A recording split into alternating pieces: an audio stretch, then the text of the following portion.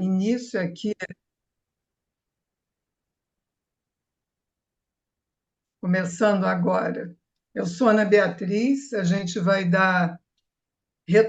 retomar os nossos encontros de terça-noite com Joel para os cursos, quase quarta-feira, e dessa vez nós teremos o curso Trauma em Psicanálise.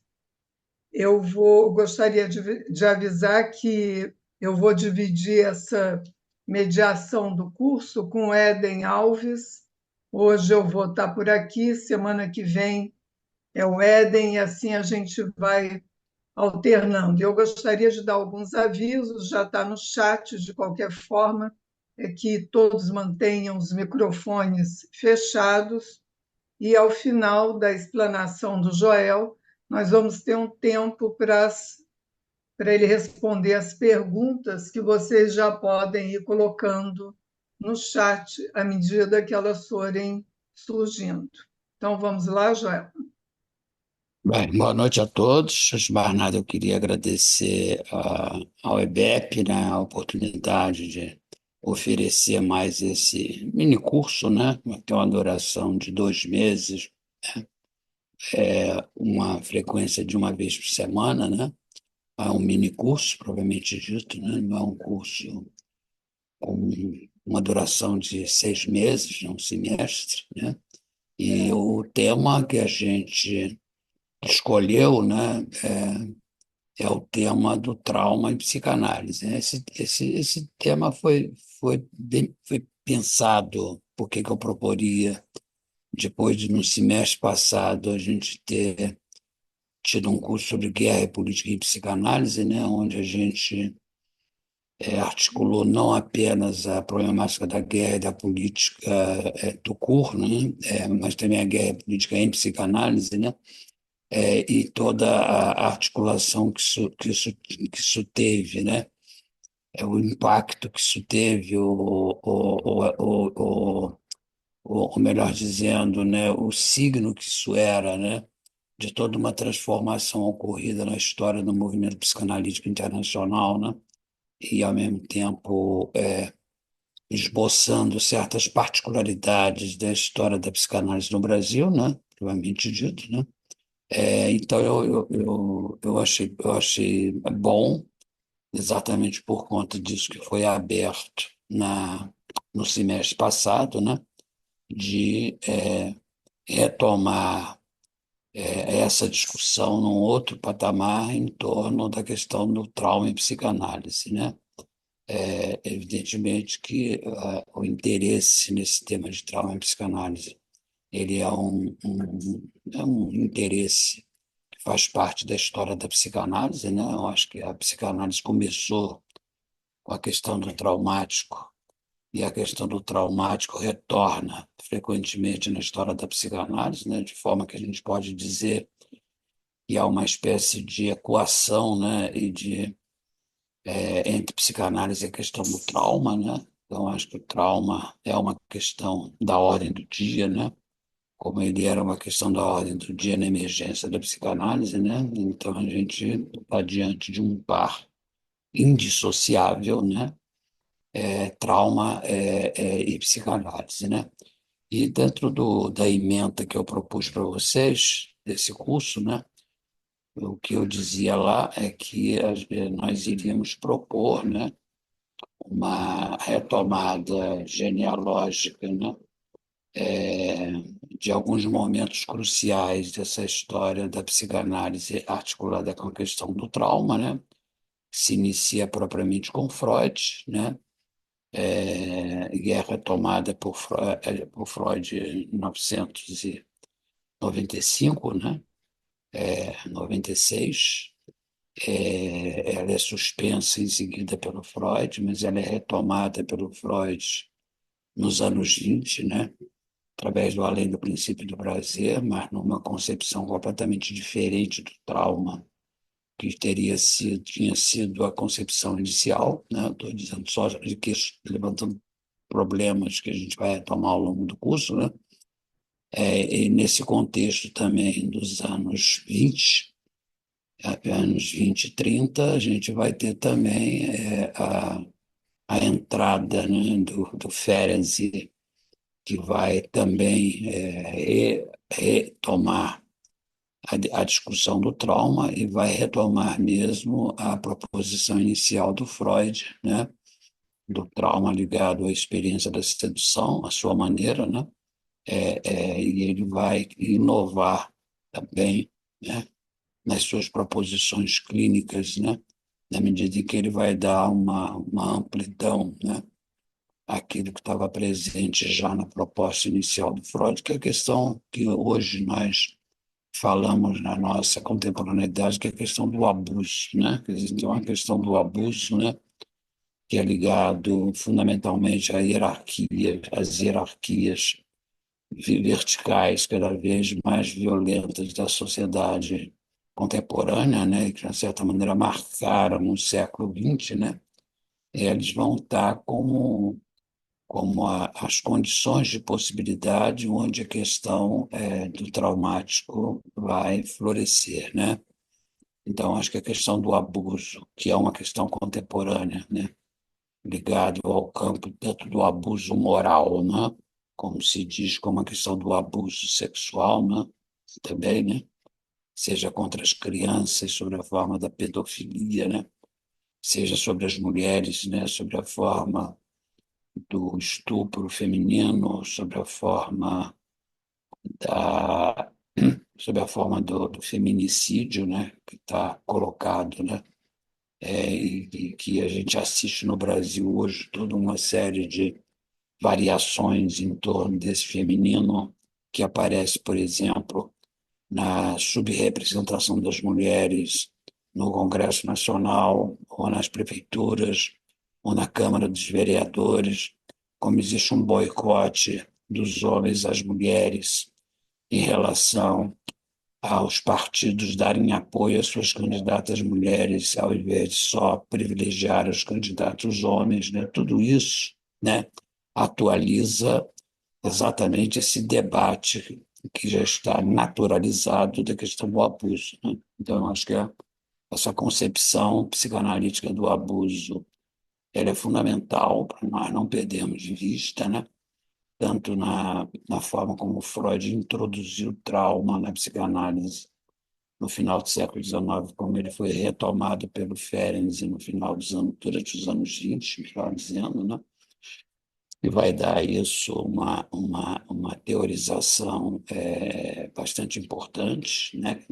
Da mesma forma como o trauma, de alguma forma, vai atravessar todo o pensamento lacaniano, né? Eu acho que o pensamento do Lacan, desde o início do percurso dele, vai ser atravessado pela questão do trauma, né? Então, o Lacan vai falar do trauma no texto psicanalítico inicial dele, né? Além do princípio da realidade, né? O Lacan vai dizer ali que a produção é sintomática, a produção neurótica ela é uma produção eminentemente traumática, né? Quer dizer, então, posteriormente, quando ele vai secundarizar a tópica do imaginário, que foi a tópica inicial do desenvolvimento dele, e ele vai desenvolver a tópica do simbólico, né? Nessa trilogia simbólico, imaginário, simbólico e real, ele vai criar uma versão traumática para a neurose, né? No sentido de que nessa dialética entre ser de natureza e ser de cultura, que caracteriza a condição humana, né? Que nós temos um pé na natureza e um pé na cultura, né? A passagem do plano da natureza ao plano da cultura, né? Ela seria marcada, ela seria necessariamente traumática, né? Quer dizer, você não se desenraiza do campo da natureza sem pagar um preço por isso, né? Então, nesse sentido, né? Nessa interpretação lacaniana do trauma, né, desse contexto simbólico, né, a dita estrutura edípica, ela é, digamos assim, aquela que condensa as marcas dessa passagem da natureza para a cultura, né? Entendido aí a natureza no sentido da relação primordial com a mãe, né? Uma relação incestuosa, né? E que a largar mão dessa condição incestuosa, a gente paga um preço por isso, um custo por isso, né? Propriamente dito, né? E, posteriormente, quando Lacan vai começar a criticar também, né? Esse eixo simbólico em nome do eixo real, né? Evidentemente que a ideia do real como impossível, ele tem uma caracterização também de ordem traumática, né? Então, vocês veem que em diferentes registros, seja numa tópica do imaginário, seja da tópica do real, seja da tópica do simbólico, né? O pensamento do Lacan vai a cada vez relançar o enunciado do trauma, né, na experiência psíquica, né, de diferentes maneiras, né, diferentes interpretações, se vocês quiserem, né, mas o trauma, enquanto questão, enquanto problema, ele se mantém presente, né, inequivocamente no pensamento do Lacan. Da mesma forma como um discípulo do Lacan, né, que é o Jean Laplanche, que vai retomar a questão do trauma na obra dele, né? E ele vai fazê-lo de uma forma muito interessante, né? Ele vai criar aquilo que ele chama, ele vai retomar a teoria da sedução do Freud, né? É, é, é, e vai tomar também a teoria da sedução do Ferenczi, né? Já que o Ferenczi retoma a teoria do Freud, que o Freud deixou de lado da sedução, né?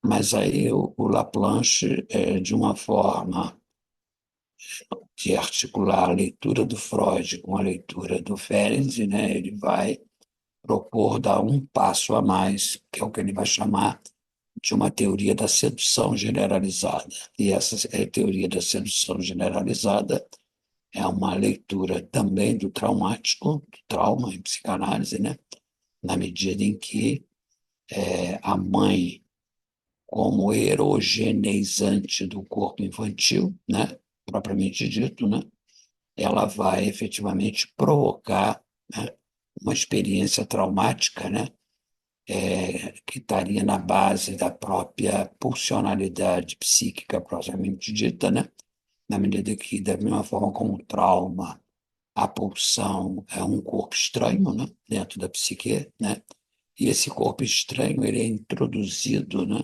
exatamente dentro do corpo infantil pela erogenização feita ao corpo infantil pela figura da mãe, né? Então, nesse sentido, a mãe, estruturalmente como sedutora, né? Que ao mesmo tempo que introduz a criança no mundo humano, é ao mesmo tempo aquela que vai produzir, né? Uma possibilidade de pensar essa teoria da sedução generalizada com uma outra maneira, né? Se apoiando sobre Freud e Ferenczi, mas indo além do Freud e Ferenczi, né? Através dessa ideia, né, que o Laplanche vai promover da sexualidade, que é o que vai chamar de significantes enigmáticos. Né? Então, grosso modo, né, eu estou aqui esboçando para vocês, né, através dessa teoria do Laplanche também, né, uma resposta, né, que eu acho que o Laplanche deu ao Winnicott, né, e quando o Winnicott nos falava, né, que era preciso ter a mãe suficientemente boa, né, para que as crianças pudessem se organizar e se estruturar, né. O Laplanche, ironicamente, reagiu ao Winnicott dizendo assim, é verdade, preciso ter uma mãe suficientemente boa. Mas, ao mesmo tempo, a mãe suficientemente boa também é uma mãe suficientemente má, né? Então, essa ideia da mãe abusadora, da mãe sedutora, né? É a versão laplanchiana dessa mãe suficientemente má, né? Para nós sairmos um pouco, né, desse mundo idílico winnicottiano, né? Então, eu, de uma maneira aqui muito sumária, né, me referi a vocês de forma introdutória, né, os vários grandes teóricos que na história da psicanálise problematizaram a questão do trauma, né? Freud, Ferenczi, Lacan, e Laplanche, né? E vão ser, então, teorias que a gente vai aqui ao longo desse curso, né? Expô-las para vocês da melhor forma possível, né? Para tentar transmiti-las para vocês da melhor forma possível, né? Sob a forma de uma síntese, né? Desse percurso, né? Entretanto, quer dizer, antes de nós continuarmos, né? É preciso saber, né, que existe que a questão do trauma como significante e como conceito, antes dele aparecer inicialmente na história da psicanálise, ele aparece no campo do pensamento neuropatológico na tradição alemã, né? Quer dizer, foi a psicopatologia alemã ou a neuropatologia alemã que introduziu a questão do trauma, né? No campo médico, né? Sob a forma daquilo que eles chamavam da neurose de guerra, né? É um autor chamado Hartmann, que é um neuropatólogo alemão, né? Que introduziu, que faz a primeira descrição do trauma de guerra, né? Ou a guerra como provocadora de trauma, né? E o Hartmann vai problematizar a questão do trauma, né? Antes da psicanálise, e a psicanálise com Freud vai retomar a questão do trauma, inicialmente numa perspectiva diferente do Hartmann, numa perspectiva de um abuso sexual, como nós vimos, né? E, posteriormente, o Freud vai retomar a questão do trauma ligado à experiência da guerra, mas numa perspectiva muito diferente da perspectiva da neuropatologia, né? E eu estou evocando isso agora, né? Para evidenciar para vocês uma diferença fundamental, né? Que vai aparecer na leitura que a psicanálise, né? Nessas diferentes variantes ou versões que eu falei há pouco, mas que tiveram início com Freud, vai se estabelecer um modelo de leitura do trauma muito diferente do modelo da neuropatologia, da neurologia, da medicina ou da psicopatologia, né? Por quê? Porque enquanto que na leitura neuropatológica, né, o trauma vai ser sempre centrado, né, num efeito, é, num efeito de uma causa que afeta o sistema nervoso central, né? O sistema nervoso central é sempre o campo, né, onde o traumático acontece, né? Quer dizer, então toda a interpretação neurológica ou neuropsiquiátrica vai se centrar sempre, né, o trauma como uma afecção nervosa, né? Mas nervosa no sentido neurológico do termo, né? Então, o sistema nervoso central, que é, né, o espaço onde o trauma acontece, né? Quer dizer, enquanto que desde Freud e nos diferentes discípulos de Freud que retomaram a questão do trauma, né? O trauma vai ser sempre pensado, né, em articulação com uma experiência de subjetivação. Essa vai ser a grande diferença da leitura do Freud ou da psicanálise para a leitura neurológica ou psiquiátrica, né? Na medida em que, repetindo, a leitura neurológica e psiquiátrica ela é sempre uma leitura centrada na questão do sistema nervoso central, né? Nesse sentido, né? O sistema nervoso central é o campo onde o trauma acontece, enquanto que para o Freud, inicialmente, e para toda a tradição psicanalítica posterior do que ela produziu de melhor sobre trauma, né? O trauma vai estar sempre articulado a uma experiência específica de subjetivação, né? Então, o trauma não é o efeito direto de um evento, né? mas ele é um efeito mediatizado pelo aparelho psíquico a um determinado evento, né? Então, um evento que acontece vai provocar efeitos no aparelho psíquico, né? Que vai subjetivar um determinado evento, né? E que vai, de uma certa maneira, transformar o evento num acontecimento, né? E esse acontecimento vai se constituir como uma formação sintomática, né? Quer dizer, então, eu acho que o que vai estar presente o tempo todo, né, na concepção psicanalítica do Freud e dos diferentes discípulos do Freud, que criaram uma leitura sobre o traumático, é que o trauma vai ser sempre uma forma de subjetivação, ela vai ser sempre uma formação traumática, né, sintomática, né, e onde o Freud vai tentar se dar conta, né, do que a gente poderia denominar dos efeitos metapsicológicos da experiência traumática, né? Quer dizer, não é propriamente dita, né? Então, o que quer dizer que o Freud vai pegar uma pequena filigrana, né, da experiência psíquica, né? E essa pequena filigrana metapsicológica é que vai se tornar para ele um grande problema a ser decifrado, para ser entendido o que é a experiência do traumático. Então, só para exemplificar isso também, sobre a forma introdutória, né? Quando Freud vai analisar as neuroses de guerra, que foi a produção maior que se deu ali durante a Primeira Guerra Mundial, né? Em que os discípulos do Freud, que trabalhavam na frente de batalha, né? Eles trabalhavam como médicos, né? Freud não tinha idade mais para isso, porque ele era muito velho, né? Mas eles começaram a ver casos de neuroses de guerra, de guerra, né? Como neuroses traumáticas, né?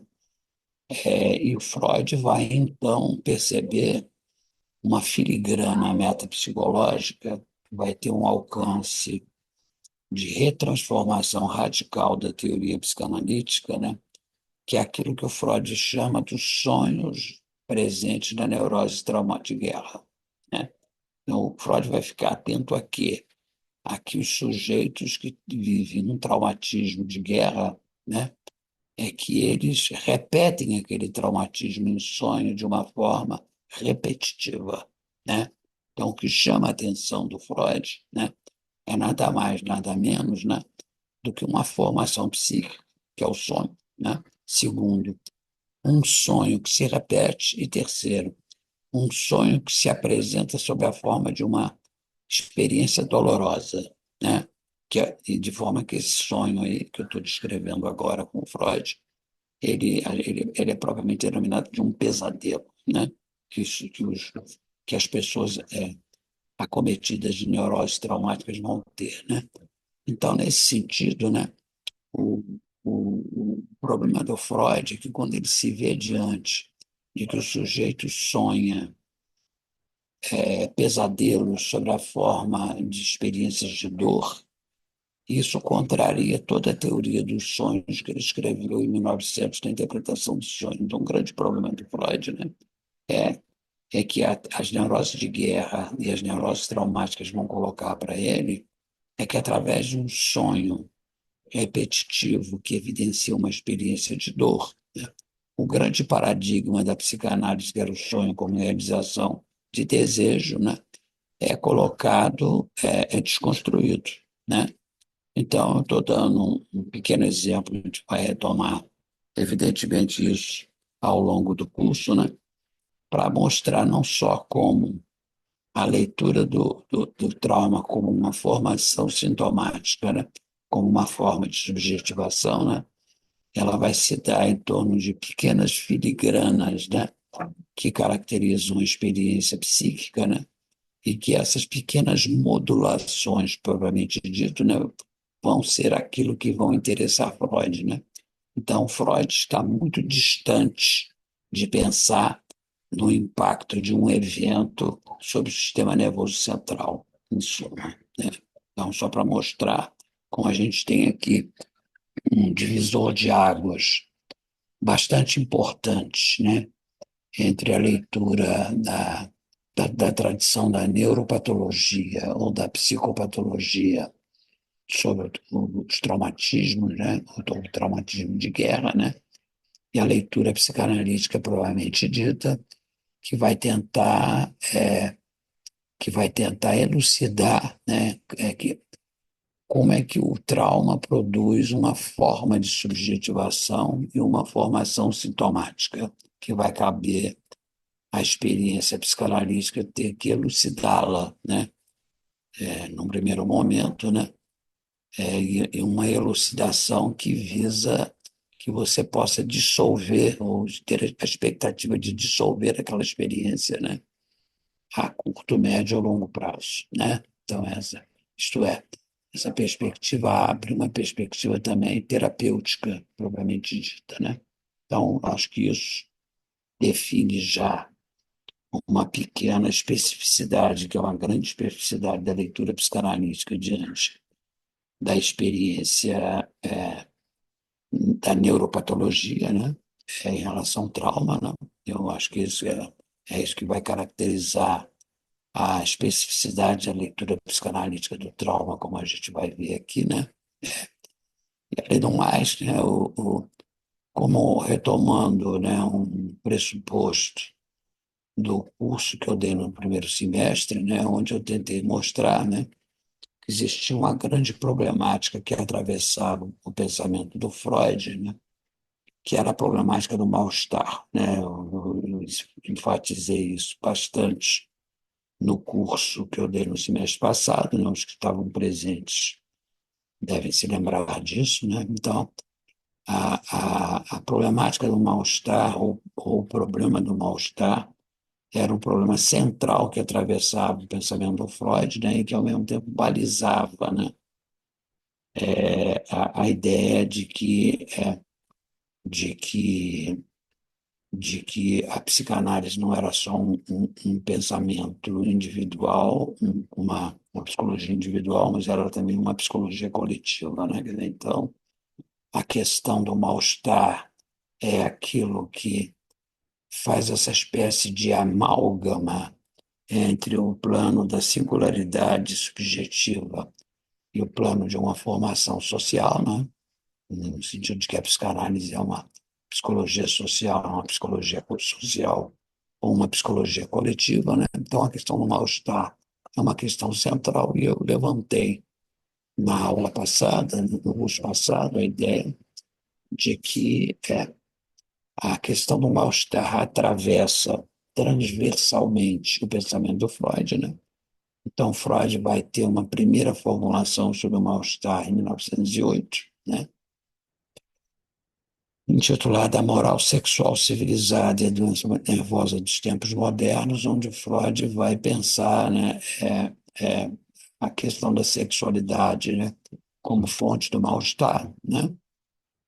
O Freud vai retomar a questão do mal-estar em 1930, no famoso mal-estar na civilização, né? Então, o mal-estar na civilização não é a única problematização do Freud da questão do mal-estar, né?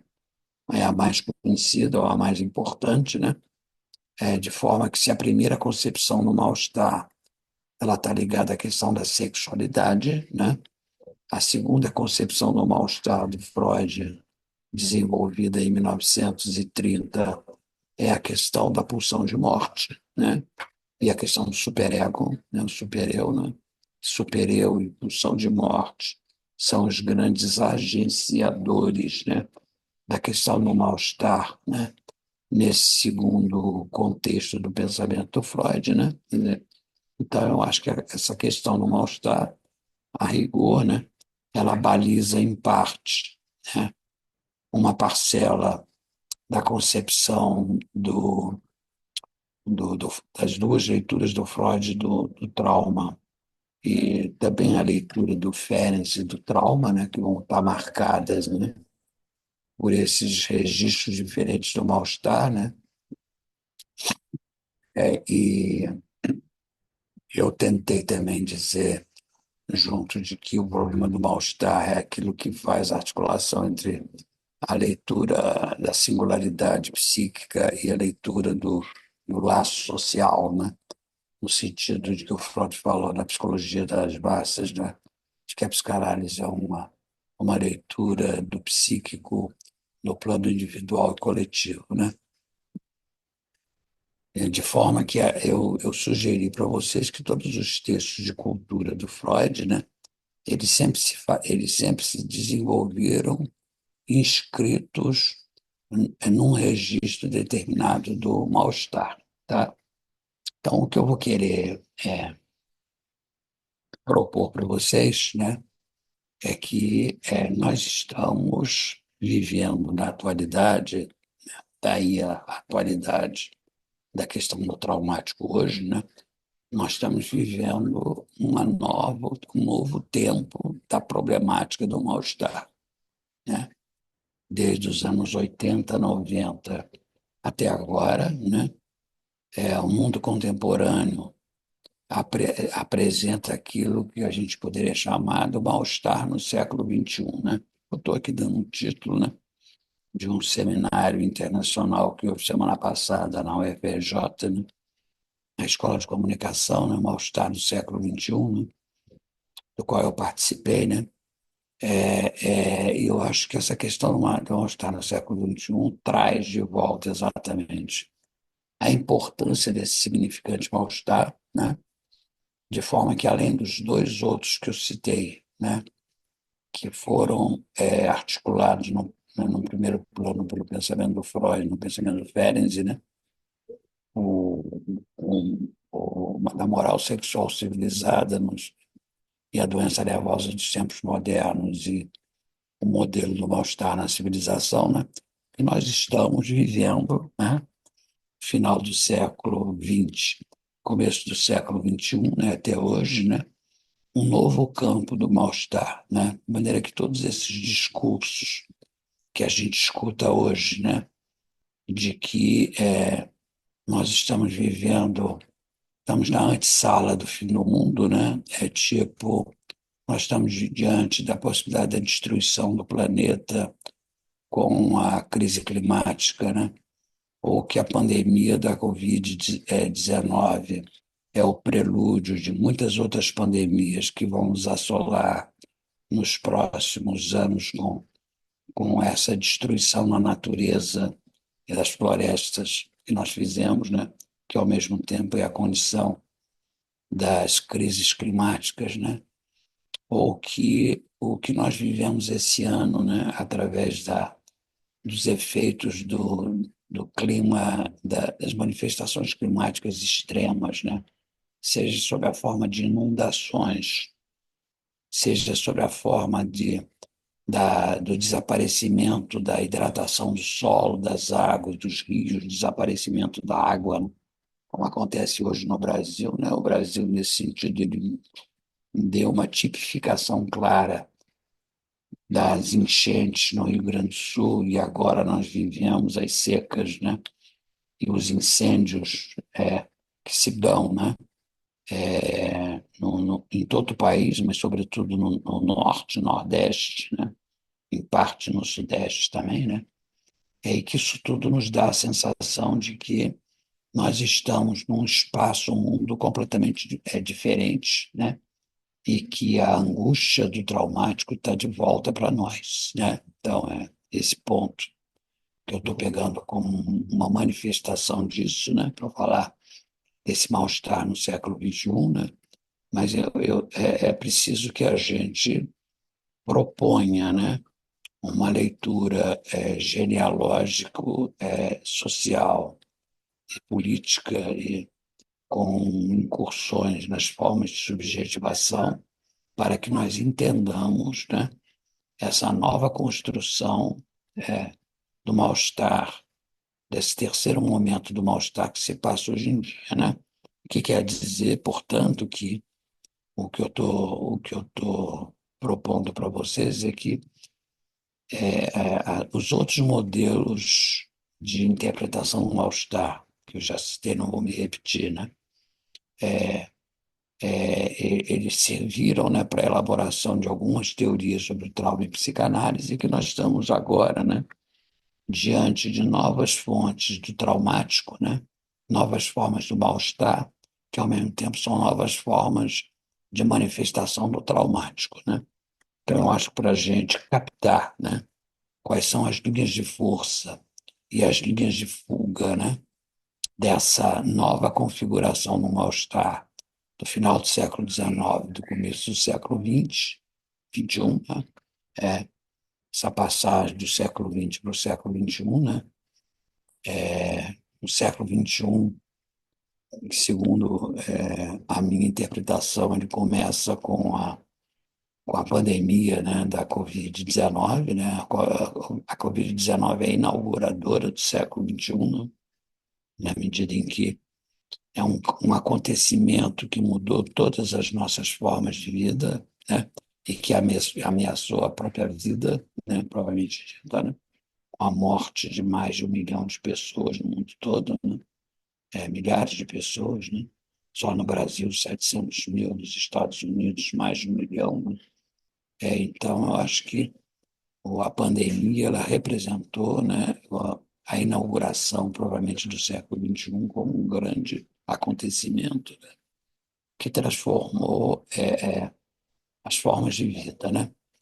Entretanto, para a gente entender, né, melhor, né, essa transformação que aconteceu, né, quer dizer, eu diria o que aconteceu de novo a partir do final dos anos 80 até hoje, né, é, é, é, a, é a construção, né, de uma nova forma de vida, né, e eu estou insistindo bem nessa terminologia, uma nova forma de vida, né,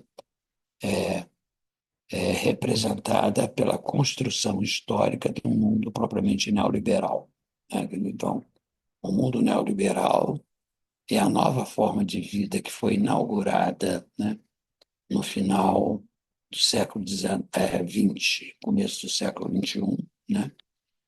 E para nós nos entendermos bem, né, do que eu estou chamando aqui de formas de vida, essa forma de vida neoliberal, né?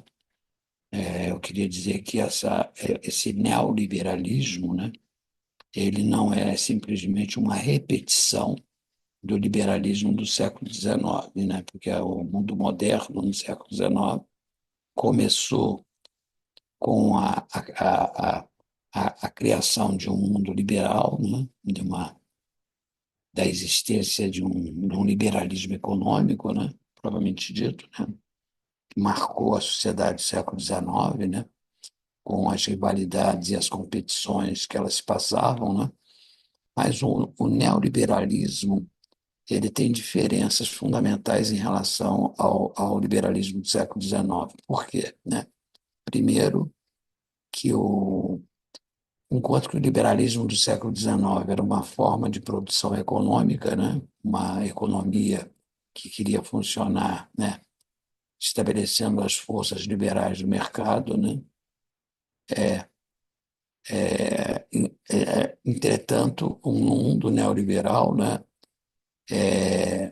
não existe um limite mais ao que pode ser transformado em mercadoria, né, de objeto do mercado, né? Enquanto que no século XIX ainda preservava certas áreas da vida como sendo áreas não mercantilizáveis, né?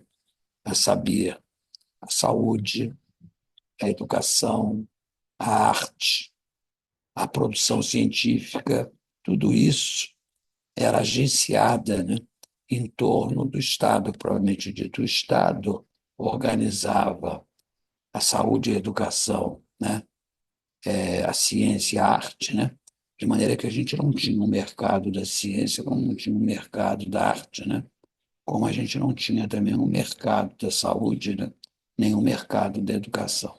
Enquanto que num novo mundo neoliberal, tudo virou ativo do mercado.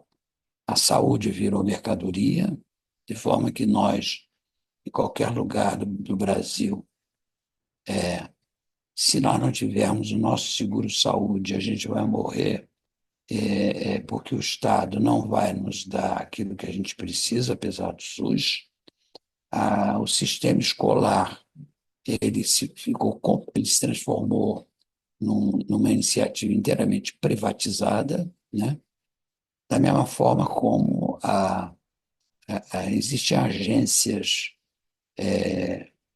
poderosíssimas que investem no campo da produção científica para criar inovações técnicas ou na produção da arte, né?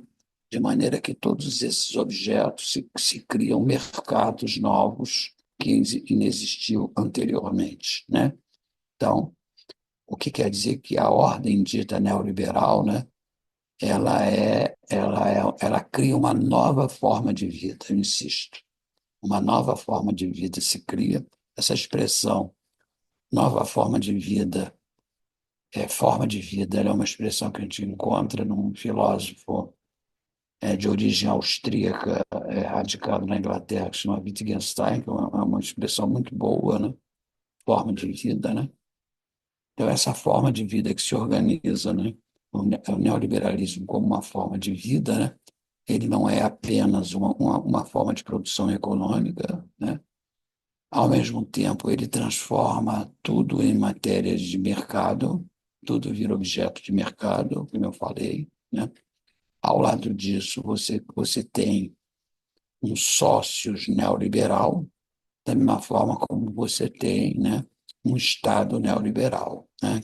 Então, o Estado deixa de ser a mediação entre instâncias sociais e o Estado também se transforma num dos atores do mundo neoliberal, propriamente dito, né? Então, vocês veem que o dito neoliberalismo ele é completamente diferente do liberalismo do século XIX, né? Isso começou a ser elaborado no final da Segunda Guerra Mundial, né? Uma grande discussão que aconteceu na Europa, né? Que discutiu o que se chamava do ortoliberalismo alemão e, ao mesmo tempo, se introduziu, né, as variáveis, né, daquilo que vai ser o neoliberalismo americano dos anos 80 e 90. De maneira que essa grande construção vai aparecer com tentando encontrar, né, uma, uma alternativa, né, às propostas que pululavam, então, a respeito de um paradigma social centrado numa perspectiva do socialismo social, político e econômico, né? Então, essa discussão neoliberal que aparece no final da Segunda Guerra Mundial e que vai ganhar peso a partir dos anos 80, né? Ela vai aparecer como uma alternativa à questão do socialismo, né? Propriamente dito, né? É, de maneira que o ponto de desencadeamento, né? O plano de expansão dessa forma de vida neoliberal, né? Propriamente dita, né? Ele vai ser contemporâneo, né, à dissolução da União Soviética. A União Soviética vai desaparecer, né? É, é, o Ocidente ganhou a Guerra Fria contra a antiga União Soviética. O socialismo real, nesse contexto, foi derrotado, né? Podemos dizer assim, né? E é exatamente essa derrota da União Soviética que vai representar esse triunfo do neoliberalismo na passagem dos anos 70 para os anos 80, né? Propriamente dito, né? E essa desconstrução do socialismo real da União Soviética, ele vai representar a rigor, né? Numa perda de autoridade simbólica da grande teoria que organizou as lutas sociais do século XX, que foi a teoria marxista, né? A teoria marxista vai ser esvaziada, vai perder lugar no mundo acadêmico, né? a partir de então, né? E com a perda da autoridade da teoria marxista, vai perder a autoridade também aquilo que era o grande código de interpretação das transformações sociais, que era aquilo que se denominava com Marx de luta de classes. Então, a ideia de luta de classes se esvazia, né?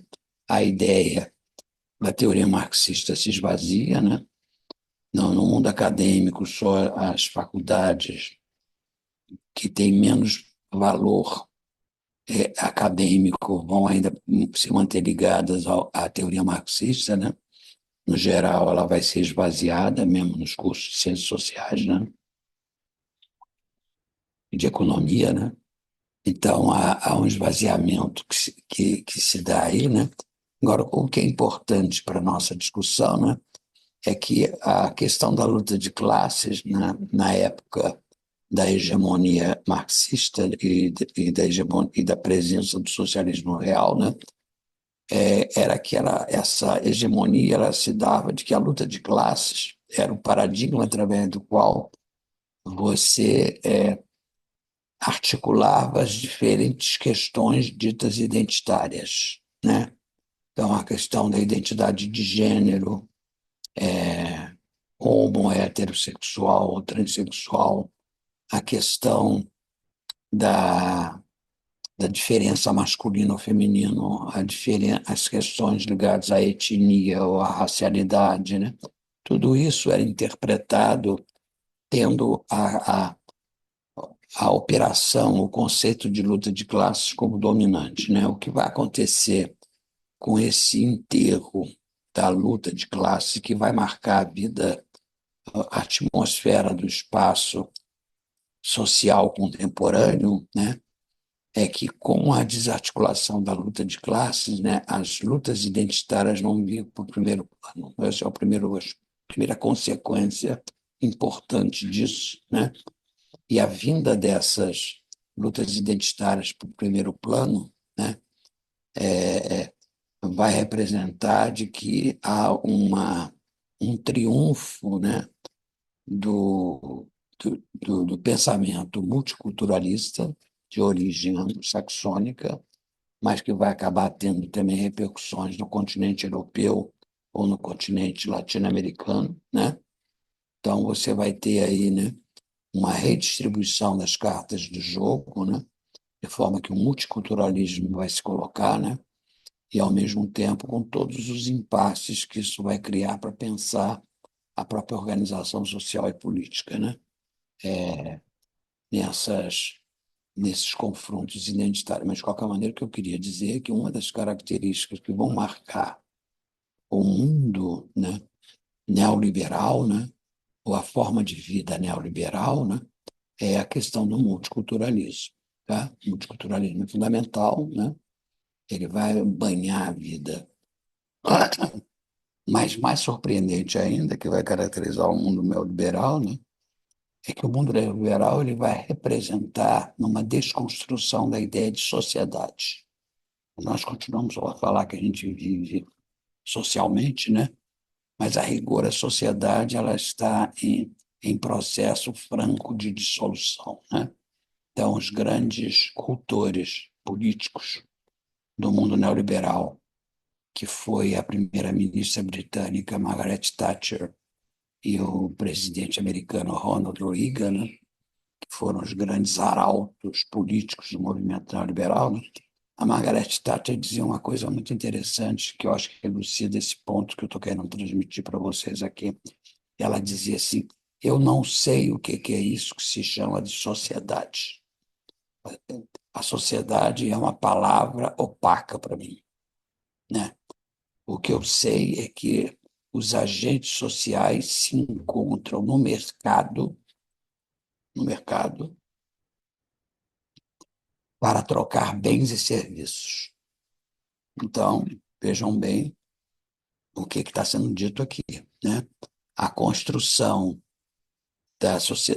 da ordem neoliberal, né, dessa forma de vida neoliberal, né, ela implicou numa desconstrução da ideia de sociedade, primeiro, né?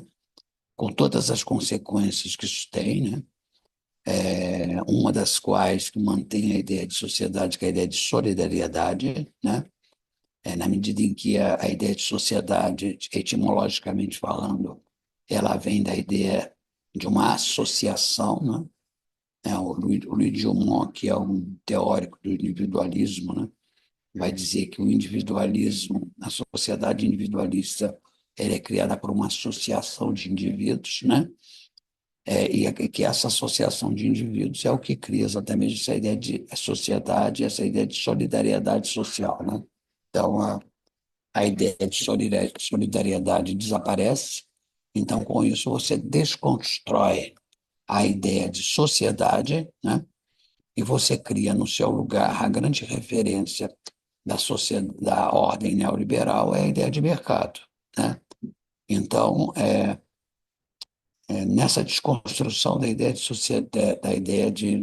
sociedade e nessa reproposição da ideia de mercado, né, desaparece a grande figura constitutiva da sociedade política moderna, que é a figura do cidadão, né?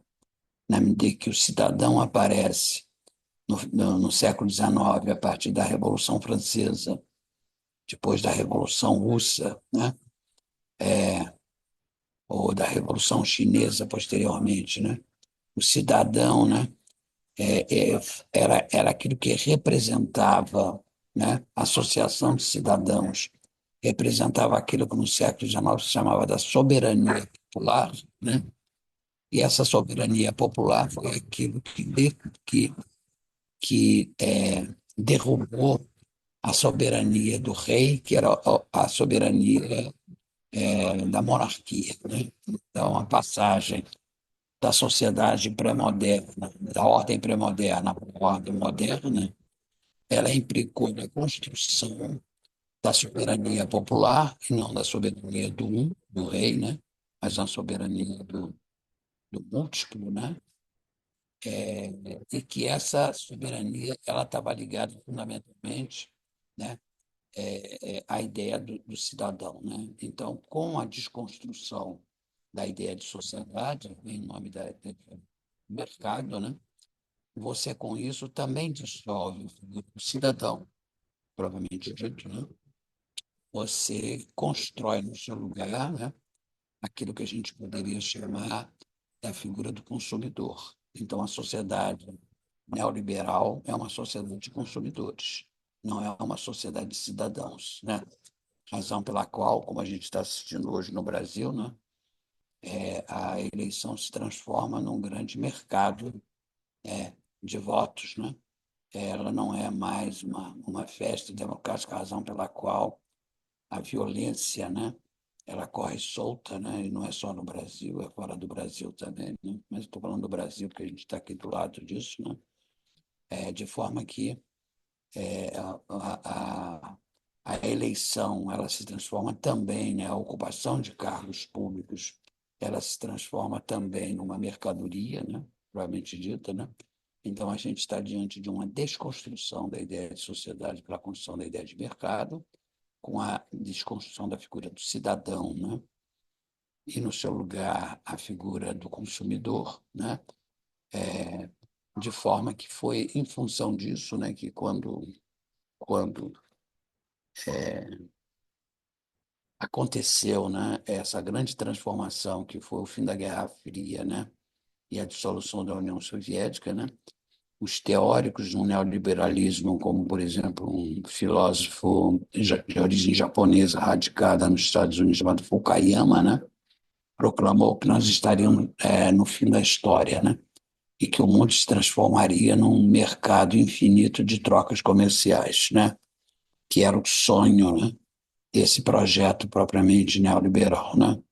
Agora, o que eu estou querendo agora evidentemente que as guerras que vieram em seguida, né, despejaram uma enorme frustração, né, nesses teóricos que acreditavam no fim da história em nome do mercado, né, mas o projeto em jogo era o projeto, efetivamente, dessa hegemonia do mercado contra a ideia de sociedade da ideia de consumidor, na ideia de, como é que se diz, de consumidor, né? No lugar da ideia de cidadão, né? Agora, essas coordenadas que eu estou dando para você, que vocês podem ler, se vocês quiserem, num livro de dois sociólogos franceses chamado Laval e Dardot, né? Chamado A Nova Ordem do Mundo, né? Que é um livro, tem inclusive uma edição em português, né? Que eu acho que pode dar bastante elementos para vocês perceberem isso, né? E nesse livro, né, esses dois sociólogos se referem muito, né, a, a um autor que os orientou na produção dessa obra, que é o Michel Foucault, né? Então, Michel Foucault aparece como um grande teórico da nova ordem neoliberal nascente, na medida em que o Foucault, em 1979, né, num curso que ele ofereceu no Collège de France, intitulado Nascimento da Biopolítica, ele teorizou sobre exatamente a emergência da ordem neoliberal, né? Então, o Dardot e Laval, nessa nova ordem no mundo, fazem nada mais, nada menos do que problematizarem em torno daquilo que foi equacionado por Foucault nessa obra Nascimento da Biopolítica. Mas, se eu estou me lembrando aqui, evocando aqui Foucault para vocês, é para colocar um ponto muito importante, né? É que o Foucault vai, dentre outros argumentos, ele vai levantar um argumento fundamental para compreender essa ordem neoliberal, repito, centrada no mercado, dissolvendo a ideia de sociedade, onde tudo vira mercadoria, né? Ele vai formular uma ideia interessante, né? Onde ele vai tentar ler qual é a forma de subjetivação que vai caracterizar o mundo neoliberal americano contemporâneo, né? Então, da mesma forma como Freud lia o trauma a partir da leitura da subjetivação, o Foucault está propondo para nós aqui de lermos o neoliberalismo à custa de uma forma determinada de subjetivação, tá? Então, Foucault está colocando a questão do sujeito, tal como a psicanálise coloca a questão do sujeito, no centro de uma discussão sobre a nova ordem neoliberal, para a gente não ficar falando aqui do economês, né? Eu já falei do economês o suficiente para localizar os termos dessa discussão, mas para trazer aquilo que o Foucault nos introduz, né? Com a forma de subjetivação na nova ordem neoliberal, né? Onde nesse contexto, ele formula uma, um conceito muito interessante, que é o que ele chama, né, do empresário de si próprio. Vamos dizer assim, o que caracteriza o mundo neoliberal? É a transformação do conjunto de consumidores, né, em empresários de si próprios. E quem não conseguir ser empresário de si próprio vai estar fadado à morte do mercado, vai desaparecer, né? Então, o que que Foucault tá nos dizendo, né? Ele está dizendo que a transformação, a ordem, a nova ordem social, ela se constitui de um conjunto de empresários de si próprio que transformam a sua vida, o seu trabalho, né, numa pequena máquina de produção, né, de poder e de riqueza, né, é, é, no interior da qual ele transforma todos os seus concorrentes na sua área de trabalho, não apenas em adversários, mas também em inimigos. Então, Foucault está dizendo que aquilo que vai caracterizar o mundo da nova ordem neoliberal é o confronto bélico entre os diferentes empresários de si próprio, onde o que o empresário de si próprio quer, né, é destruir quem trabalha num bem próximo àquilo que eu trabalho, por exemplo, né? Razão pela qual, voltando ao que eu falei antes, a quebra da ideia de solidariedade faz com que você destrua a ideia de sociedade e você cria uma guerra generalizada, né? Aquilo que o Freud vai chamar do narcisismo das pequenas diferenças, né? Então, a ordem neoliberal ela é atravessada por uma guerra dos empresários de si próprios, né? É o que vai implicar que você busca o seu poder através da inflação de si próprio, através da expansão de si próprio, né? Que é o que faz, por exemplo, que numa, se numa antiga universidade dos tempos do passado, né? A universidade era um lugar em que os pesquisadores estabeleciam entre si relações de solidariedade, né? Em nome de um bem maior, que era uma certa produção intelectual, né? Na nova ordem neoliberal, esse sonho acabou.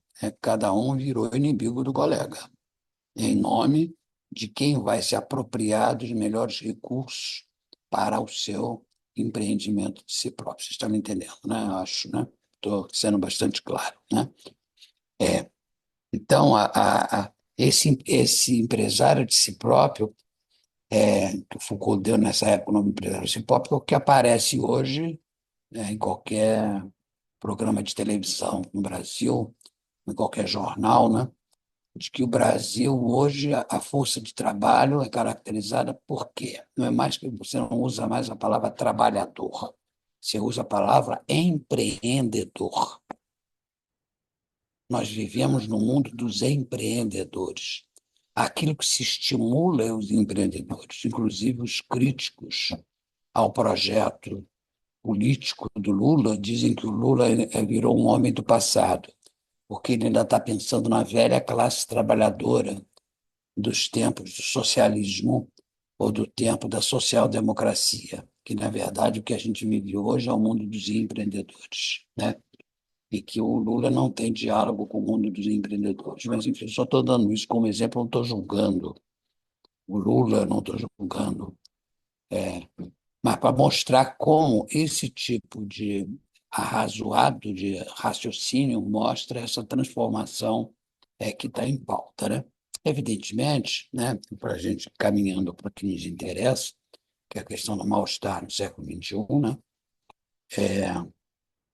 O que essa ordem neoliberal provoca nessa guerra dos empreendedores de todos contra todos, né?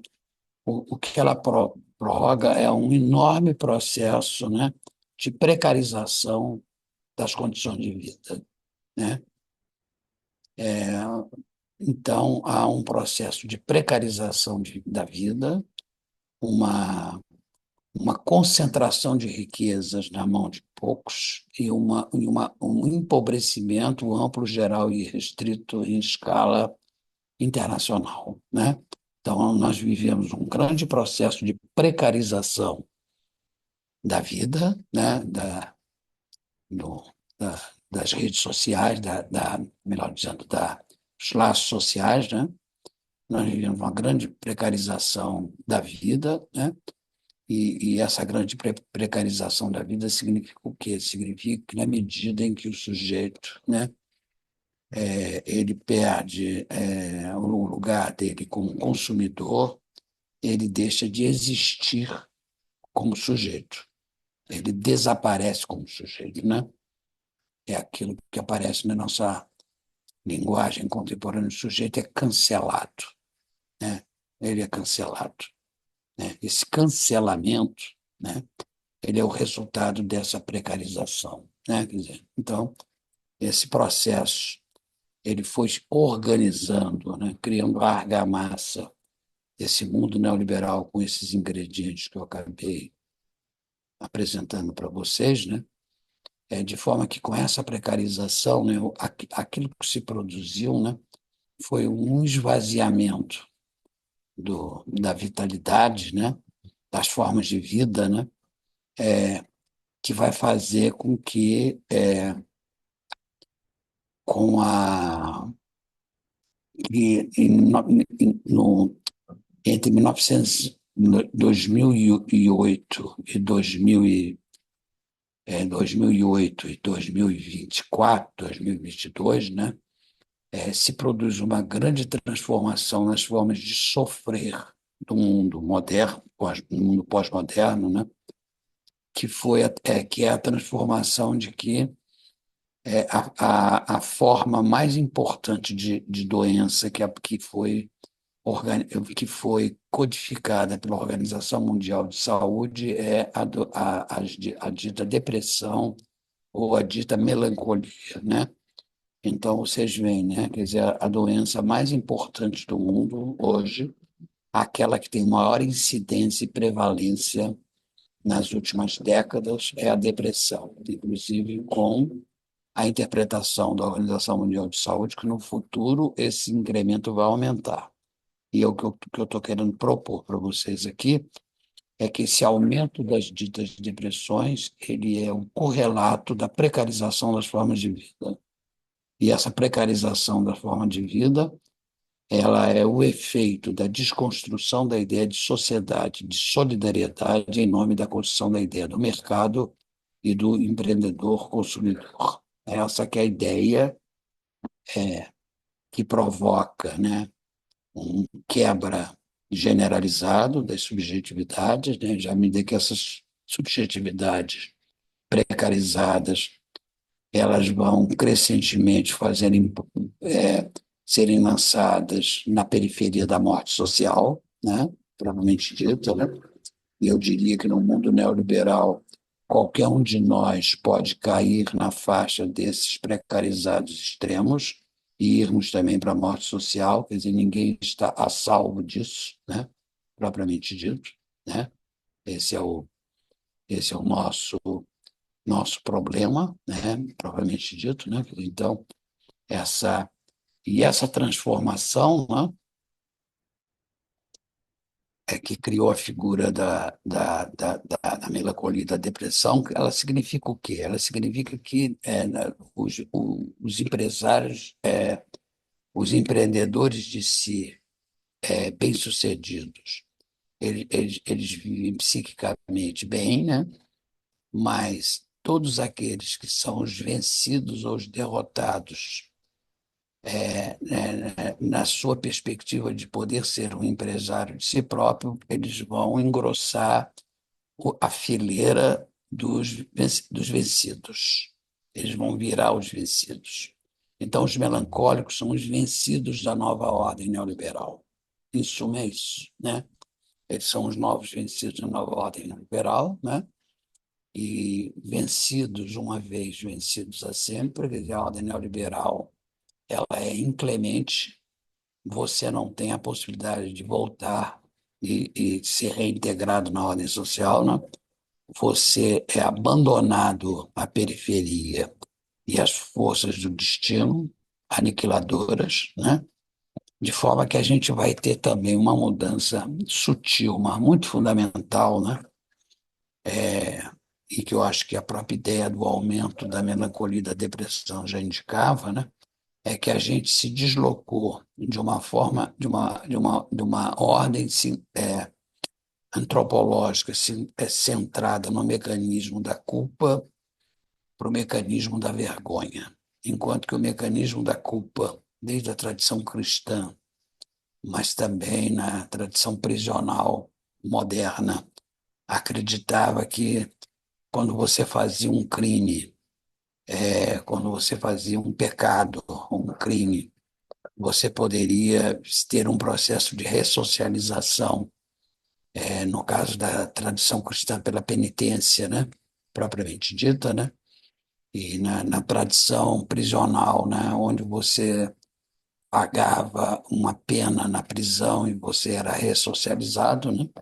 Então esse mecanismo da culpa, que é um mecanismo de inclusão, né, ele é, digamos assim, né, transformado, né, no mecanismo da vergonha. O mecanismo da vergonha, o patos da vergonha é a sensação que o sujeito tem de que ele foi jogado para fora do mundo, ele perdeu a condição de fazer parte do gênero humano, né? Então, como se passa em algumas sociedades ditas arcaicas, né? Por exemplo, sociedades indígenas, quando você comete um crime, você não tem uma experiência de penitência, ou uma prisão. O que você tem é que você é julgado e é jogado para fora daquela vida social, né? Você é jogado na selva, e você é jogado na selva para morrer. Você perde a condição de humana, propriamente dita, né? E vai morrer entre os animais no plano da selva, né? Então, digamos que enquanto que o mecanismo ou a operação da culpa é um mecanismo que visa a inclusão, né? O mecanismo da exclusão é aquilo que vai caracterizar a vergonha, onde nós perdemos a possibilidade de fazermos parte da espécie humana, né? É aquilo que a gente sente de uma maneira muito sutil quando alguém faz uma coisa horrível, né?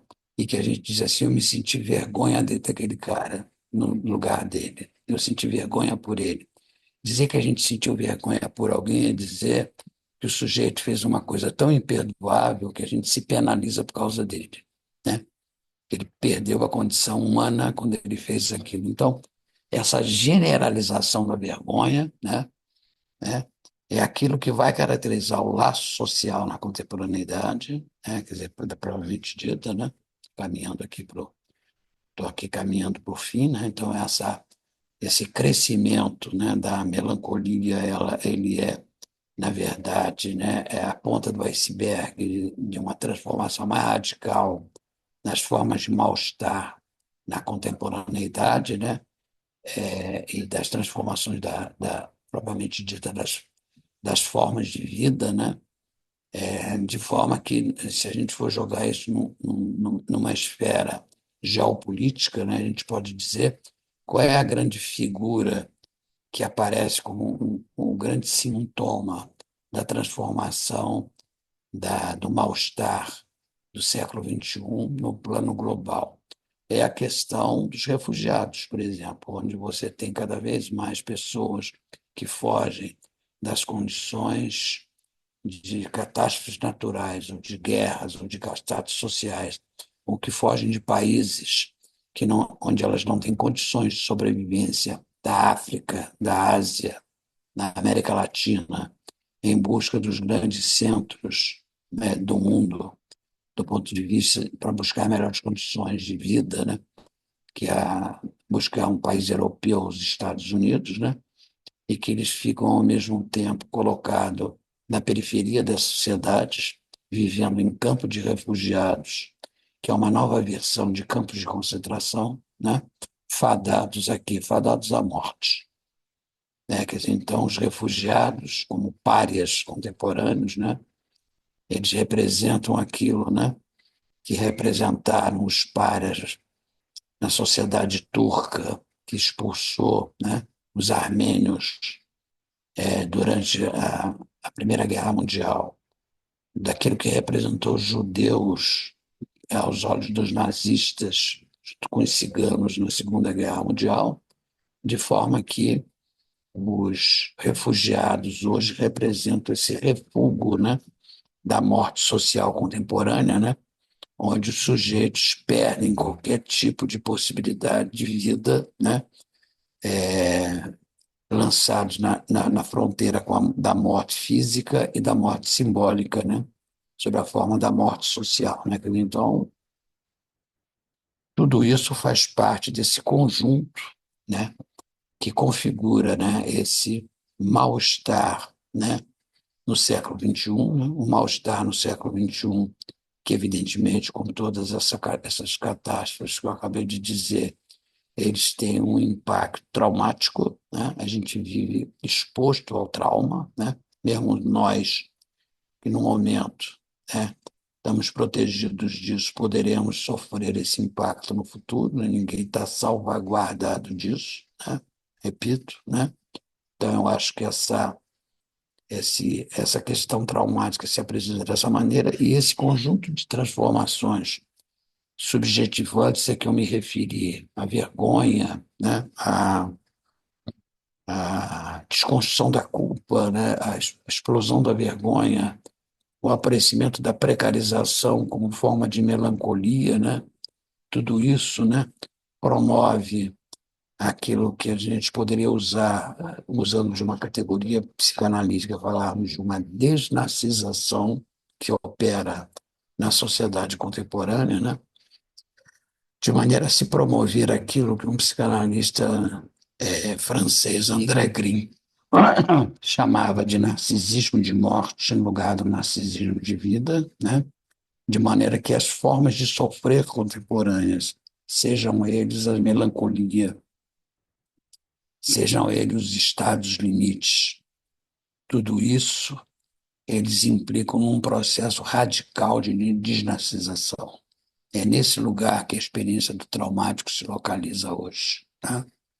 Então, para tentar introduzir o nosso tema, né, sobre a partir dessas transformações contemporâneas, né, e exatamente porque você leva a uma destruição da ideia de sociedade, de solidariedade, você destrói também o laço social e você destrói também essa peça fundamental da psicanálise, que é a questão do sujeito, né? Então, razão pela qual, né, com essa desconstrução do sujeito, né, proposta, né, a gente vê também que a psicanálise se vê ameaçada de desaparecer, né? Sendo substituída seja pela psiquiatria biológica, seja pela psicologia cognitivo-comportamental ou pela psicologia neo-behaviorista, exatamente porque essas três formas de saberes psis, né, eles entronizaram novamente o eu no centro da vida psíquica, quando todo o trabalho da psicanálise desde o século XIX foi de centrar o eu, de centrar o sujeito do campo do eu, né? Eles voltaram a colocar o eu no centro da vida mental, né? Propriamente dita, né? O empresário de si próprio nada mais é do que alguém que entroniza e vive girando em torno do seu eu propriamente engrandecido, né? Então é isso que eu queria dizer para vocês, para concluir essa aula de hoje, né? Para localizar esse novo mal-estar no século XXI, né? Eu vou retomar a partir, né, é, retomar a partir da aula próxima, né? A construção das categorias de trauma na psicanálise ligada a outros momentos da problemática do mal-estar colocados na história da psicanálise, né, para a gente costurar o começo desse curso que eu fiz hoje com a história e a genealogia da questão do trauma, como eu vou fazer a partir da próxima aula, tá bom? Né?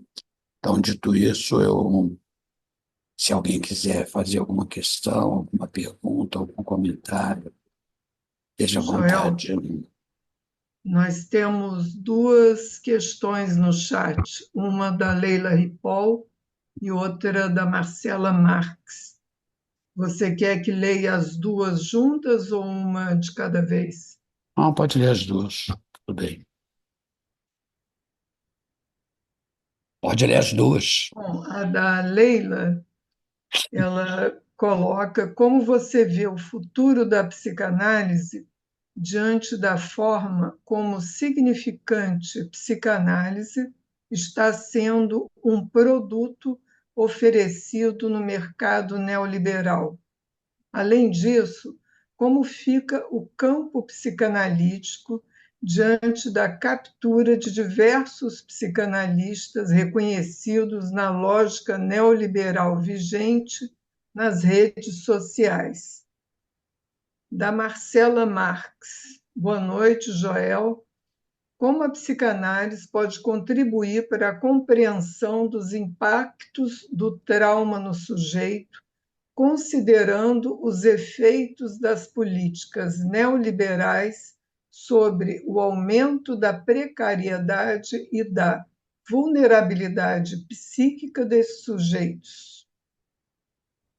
Eu acho que são dois grandes problemas, né? Eu acho que a questão da Leila e a questão da Marcela trocam no mesmo tema, né? Eu acho que a Leila tocando no efeito de toda essa lógica neoliberal sobre a corporação dos analistas, sobre a figura do analista, digamos assim, né? Enquanto que a Marcela está pensando aí na questão do efeito sobre os sujeitos, sobre os analisantes, né? Como é que é possível, né? Se confrontar, né, com essas possibilidades, né? Evidentemente, eu acho que estou começando com a questão da Leila, né? Eu acho que é, semana passada alguém dizia, né, que circulava no movimento psicanalítico a ideia de que os analistas, né, eles estavam se colocando como empreendedores, né? Quer dizer, eles estavam assumindo uma parcela dos analistas se assumindo como empreendedores. Então, acho que esse exemplo do analista como empreendedor, né, é um sintoma, né, dessa invasão da ideia de neoliberalismo dentro do campo psicanalítico. Evidentemente, eu acho que o psicanalista não poderia ficar incólume a isso, evidentemente, né? Da mesma forma como o fato de que você possa adquirir um título de psicanalista fazendo um curso de graduação em psicanálise, né? Ou um curso de psicanálise evangélica, né? Que são duas faces da mesma moeda, são duas modalidades de existência, né? Dessa transformação da psicanálise que era anteriormente concebida artesanalmente como um ofício, né? Uma profissão, né? Então, uma profissão regida pela imagem do empresário de si próprio, né? Então, eu acho que na medida que a psicanálise ela é envolvida por esse tipo de imperativo, né? Ela se transforma, né? A própria maneira, né? De imaginar ou de pensar a própria experiência da clínica de acordo com o imperativo do mercado, né? Eu acho que é uma forma também, né, de esvaziar o que pode haver de especificamente psicanalítico na concepção do que seja a experiência clínica propriamente dita, né? Agora, se você vai pensar a clínica a partir da ideia de mercado, né, eu acho que a psicanálise aí ela já perdeu de cara, né, os seus atributos possíveis, né? Quer dizer, na medida em que o que está em jogo aí são questões de outra ordem. Então, eu acho que a psicanálise vai ter que ter um confronto bastante frontal, tanto com a psiquiatria biológica quanto com a psiquiatria neocomportamental, ou contra a psiquiatria, a psicologia cognitiva, né? Trazendo de volta, né, a dimensão do inconsciente, provavelmente dita, né? Nas suas amplas versões, né? De forma que a psicanálise possa voltar a desentronizar o eu, tal como ele foi restaurado pela ótica do mundo neoliberal, né? Então, eu acho que é esse eu, né, que faz com que as pessoas busquem, né, um terapeuta, um psicanalista hoje, né, interessado, né, em de que maneira ele pode se transformar da forma mais eficaz no mundo, no empresário de si próprio, né?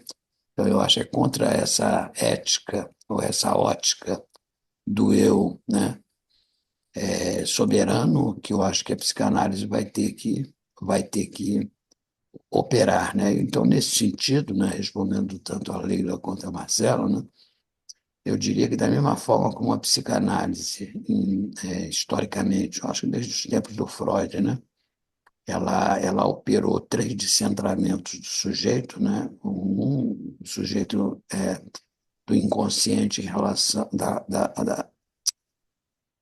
ela desconstruiu o sujeito situado no plano da consciência e colocou no plano do inconsciente.